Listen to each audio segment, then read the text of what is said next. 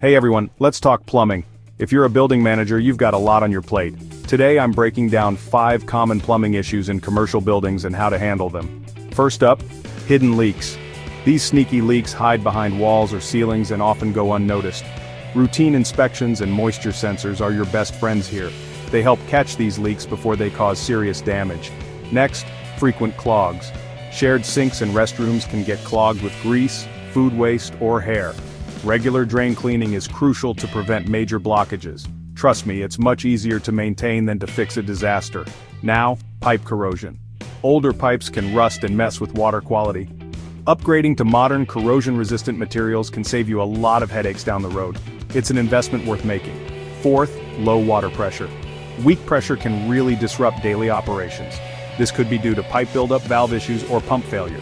Identifying the cause and fixing it promptly keeps everything running smoothly. Lastly, poor drainage.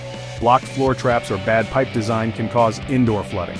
Proper slope design and routine checks reduce this risk significantly.